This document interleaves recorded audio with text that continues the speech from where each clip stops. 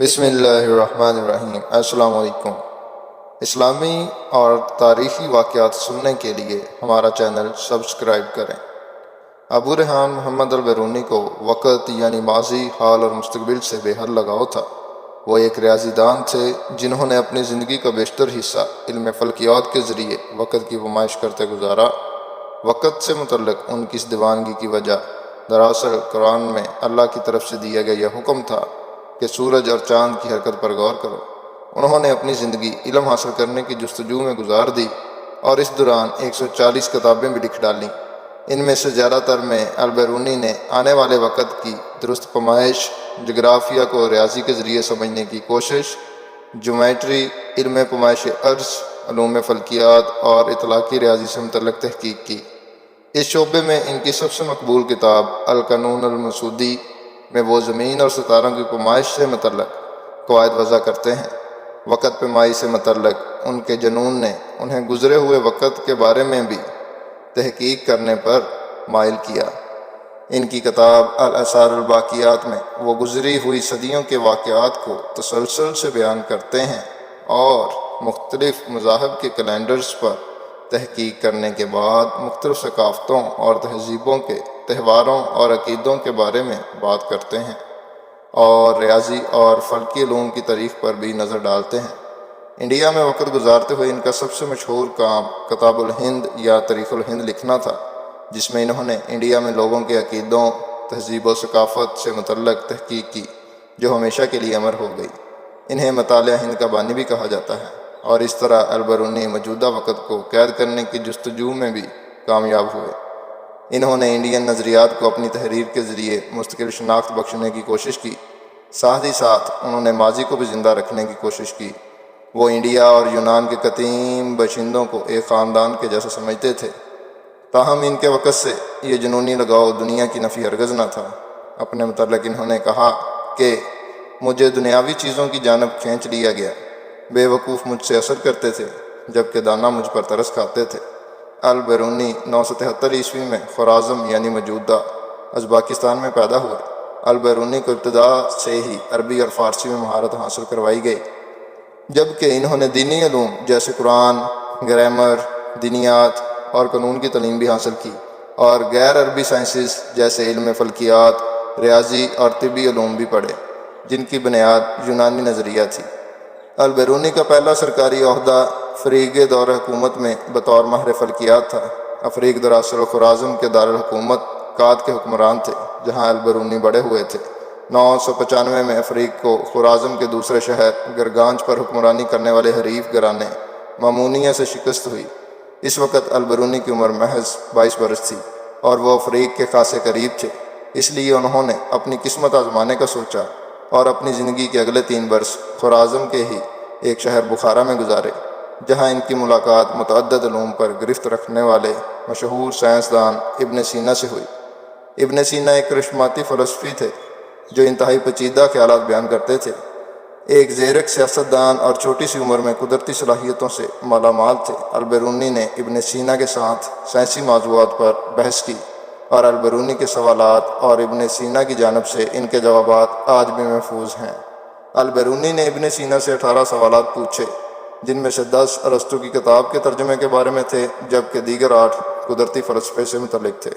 ابن سینا دراصل ارسطو کے فلسفے کے پہلے ترجمان تھے، اور انہوں نے البیرونی کے سوالات کے جوابات بھی دیے۔ ان جوابات کی بنیاد پر البیرونی نے مزید 15 سوالات کیے۔ ان سوالات کے جوابات ابن سینا کے ذہین طالب علم نے دیے۔ مثال کے طور پر سوال نمبر 2 میں البیرونی ارسطو کو اپنے مشاہدوں کی بجائے سابقہ فلسفیوں کے کام پر انحصار کرنے پر تنقید کا نشانہ بناتے ہیں۔ سوال نمبر 6 میں البیرونی سیاروں کی بیضوی یعنی انڈے کی شکل جیسی حرکت کے بارے میں بات کرتے ہیں، نہ کہ دائرہ نما۔ ابن سینا ان کے اس سوال پر ان کی تعریف کرتے ہیں۔ ان کے متعدد سوالات کا محور خلا ہوتا ہے۔ سوال نمبر 17 میں وہ پوچھتے ہیں کہ اگر چیزیں گرم کرنے سے پھیلتی ہیں اور ٹھنڈی کرنے سے سکڑتی ہیں تو پھر ایک شیشے کی صراحی ٹوٹ کیوں جاتی ہے جبکہ اس میں موجود ہوا جم جاتی ہے؟ ایک اور سوال یہ کہ برف پانی پر تیرتی کیوں ہے، اس میں ڈوبتی کیوں نہیں؟ ان سوالات کے مشاہدے سے یہ علم ہو جاتا ہے کہ البیرونی ارسطو پر اس لیے تنقید کر رہے تھے کیونکہ ان کا کام تجرباتی طور پر ٹھوس نہیں تھا اور وہ ابن سینا سے بھی متاثر نہیں ہوئے تھے۔ بعد میں ایک کتاب میں البیرونی ابن سینا کو طنزیہ انداز میں لڑکا کہہ کر مخاطب کرتے ہیں، حالانکہ وہ عمر میں ابن سینا سے صرف 7 برس ہی بڑے تھے۔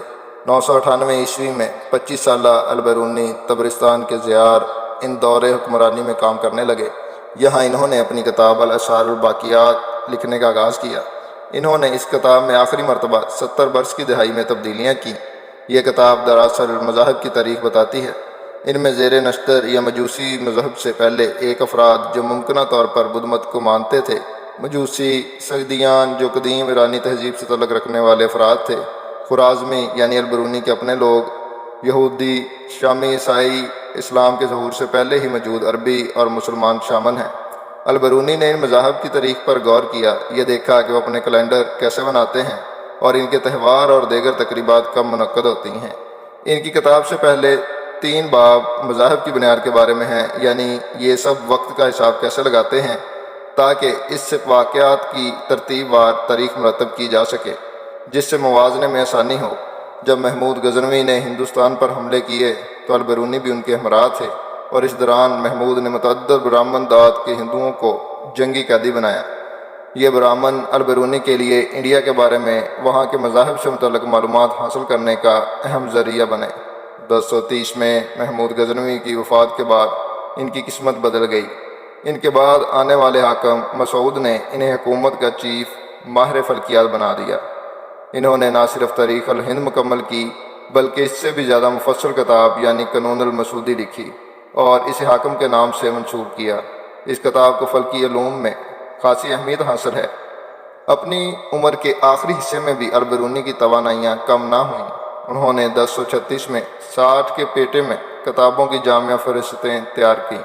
ان میں 9ویں صدی کے مسلمان فلسفی الرازی کی 180 کتابوں کی فہرست شامل ہے۔ انہوں نے اپنی 128 کتابوں کی فہرست بنائی اور انہوں نے طب کی تاریخ کے بارے میں بھی ایک فہرست بنائی، جن میں یونانی نسل کے معالجین کا ذکر ہے۔ وہ اس نتیجے پر پہنچے کہ انڈیا کے متعدد حصے ایک موقع پر سمندر کے نیچے تھے۔ ان کی جانب سے پنجاب میں نندانہ کے مقام سے کیے گئے مشاہدوں اور جیومیٹری پر عبور حاصل ہونے کے باعث زمین کے گیر کی پیمائش ایک بڑی کامیابی تھی۔ ان کی زمین کی حرکت اور اس کی رفتار کی درست پیمائش بھی ایک کارنامے سے کم نہیں تھی۔ اس انتہائی ذہین شخص کی آخری کتاب ان کی دانائی کی عکاس ہے، جس میں وہ دوا سازی اور علم الدوائیات سے متعلق بات کرتے ہیں۔ یہ البیرونی نے اس وقت لکھی جب ان کی بنائی کمزور ہو رہی تھی اور وہ ٹھیک سے سن بھی نہیں سکتے تھے۔ انہیں اس کتاب کو مکمل کرنے کے لیے ایک مددگار کی ضرورت پڑی، لیکن پھر بھی یہ کتاب 800 صفحات پر محیط ہے۔ البیرونی کے مطابق دوا سازی کا شعبہ دراصل بہترین ماہر طب کی جانب سے وضع کردہ نسخوں کی بنیاد پر ادویات کو بہترین حالت میں